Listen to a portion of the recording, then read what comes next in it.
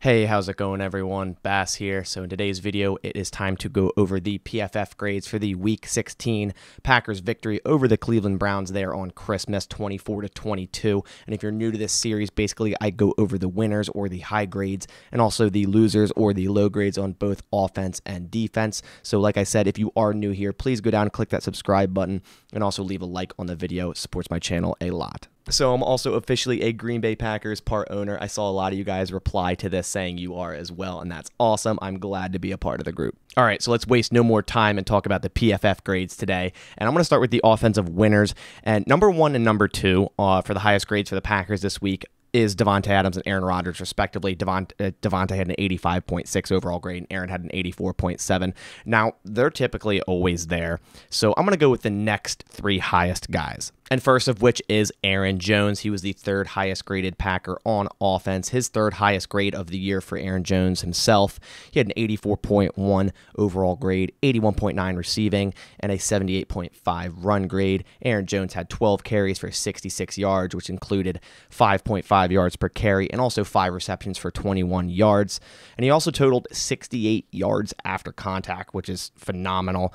And it's just so great to have two starter-worthy running backs in Green Bay. You know, A.J. Dillon and Aaron Jones could start on a ton of teams in the NFL, and they both do things differently, but so well at the same time. They're so useful in different aspects of an offense. So I just love having both these guys, you know, thunder and lightning, as we were saying all offseason. It surely is that.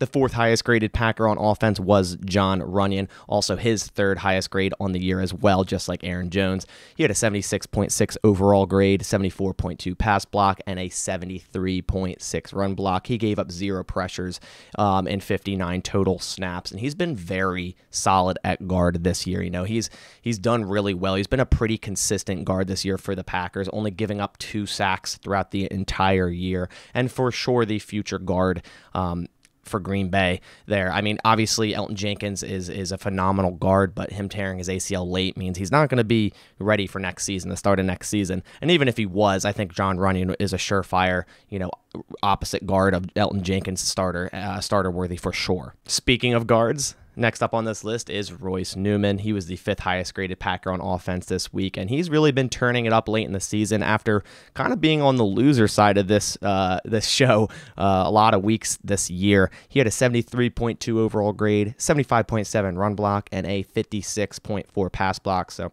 kind of low pass block there. But 3 games in a row with a 70-plus overall grade for Bryce Newman here. He did give up 3 pressures, and that's probably why his pass block is so low, but 0 sacks. So Aaron Rodgers did get pressured, but he didn't get sacked because of Bryce Newman. And it seems all the experience he is getting is really helping him progress. And that's why we're kind of seeing him become even better here late in the season. Moving on to the offensive losers, first up is Equanimeous St. Brown. He was the lowest graded Packer on offense this week with a 52.4 overall grade, 49.9 receiving, and a 71.6 run block grade. He did get 48 snaps, which is only 7 less than Davante Adams, with MVS obviously being out on that COVID/reserve list. And this kind of sums him up as a player, St. Brown. Just inconsistent, you know, shows flashes one game, and then the next game he just plays pretty poorly, doesn't get like any receptions or anything. Just a very inconsistent. He can be up here sometimes and down here sometimes. So kind of just the explanation of his entire career so far in Green Bay. And then next we have Tyler Davis, who is the second lowest graded Packer on offense, just a week after being the second highest graded Packer on offense. So definitely a flip-flop there. 52.2 overall grade, 52.2 receiving grade, and a 58.4 run block grade. Now, he only had 13 snaps, so I wasn't even going to include him in this, but the fact that he was so high graded last week and such a low graded this week, I wanted to. That was 6 less snaps than last week, and he had 20 less snaps than DeGuara this week. And DeGuara was the 3rd lowest graded. He was next up, so regardless. But he wasn't targeted a single time all game. And I still think he'll get snaps going forward, and I still think he can contribute late in the season going into playoffs as a vertical tight end. Now flipping it over to the defensive side, talking about the defensive winners. First up, we have Rashaan Gary. He was the highest graded defender via PFF, as he's been many times this year. 82.0 overall grade, 54.9 run defense, 73.6 85.6 tackle, and 85.2 pass rush grade. Rashaan Gary, the pressure machine that he is, 5 pressures, 2 sacks, 3 hurries, and 3 stops.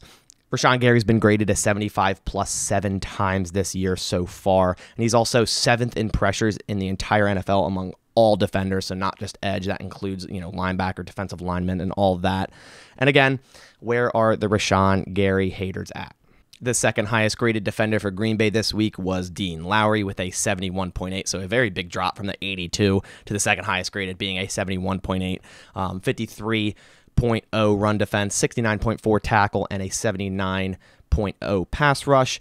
Dean Lowry also had 5 pressures, just like Rashaan Gary, with 4 hurries and 1 stop. And Dean Lowry's been a pretty solid defensive lineman for the Packers this year. Not the greatest, but solid. He's done his job. The third highest graded Packer on defense this week was Kenny Clark after he returned from being on that COVID/reserve list last week, missing last week's game. He had a 70.1 overall grade, 68.0 run defense, 30.1 tackle, and a 63.7 pass rush. Kenny Clark, just like Rashaan Gary and Dean Lowry, also had 5 pressures. So these 3 dudes accounted for 15 pressures on Baker Mayfield, which is amazing.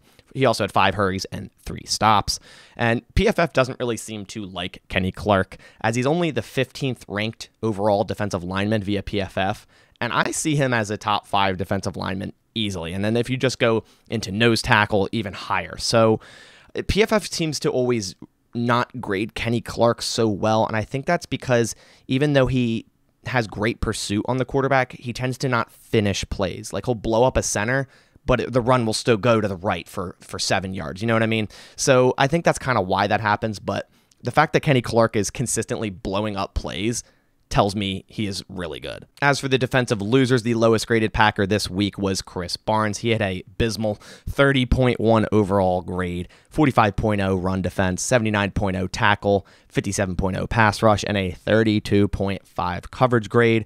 He's been pretty solid the last few games, just not a good game here. He did record 5 tackles, but Barnes led up 5 receptions on 5 targets for 77 yards and a quarterback rating of 118.8. He led up more receiving yards than any other player on defense, and that's including all defensive backs, corners and safeties. And wildly enough, this isn't his lowest graded game on the year. He has 2 lower graded games with sub 30 grades. So when Chris Barnes is off, he's off. Like, he's not playing good at all. But that being said, he has been playing pretty solid these past few weeks, so look for him to turn it around here. And then finally, the second lowest graded Packer on defense was Tipa Nalii. He had a 33.8 overall grade, 52.6 run defense, 72.4 tackle, 58.7 pass rush, and a 32.0 coverage grade. And he's actually been a very solid rotational edge player for the Packers. When Whitney Mercilus went down, they activated him in week 11, and this was his lowest graded game by over 20 overall points. So he's been actually very, very solid this year so far. He did get a pressure and also a sack, but this is only in 16 snaps. So you kind of have to, how much is that sample size? He's most likely a liability in a run game. That's probably why this grade was so low, but the entire Packers defense was a liability in run game this game on Saturday. So that does it for the grades, but overall this game was much closer than it should have been. When you get 4 interceptions on the opposing team and don't turn over the ball at all, you would expect to win by at least 14 plus. I mean, the Browns held more time of possession, which is unusual. The Packers usually destroy that metric against other teams. They always own time of possession. The Browns had 219 rushing yards. That's probably why they own the time of possession, which is 8.8 yards per carry on how many rushes they had. They had 100 more total yards than the Packers, and they only punted once. So again, that's probably why they own that time of possession. They had really long extended drives where they ran a lot. So being only a 2-point game was a little bit of a shock to me, considering they did intercept Baker Mayfield 4 times. So definitely got to fix some things there in the run defense. But that about does it for today's video. Leave your thoughts in the comments down below. Do you agree with these grades? Disagree? Just leave your thoughts and comments down below. But on that note, I'll catch you on the next one. And as always, go Pack Go.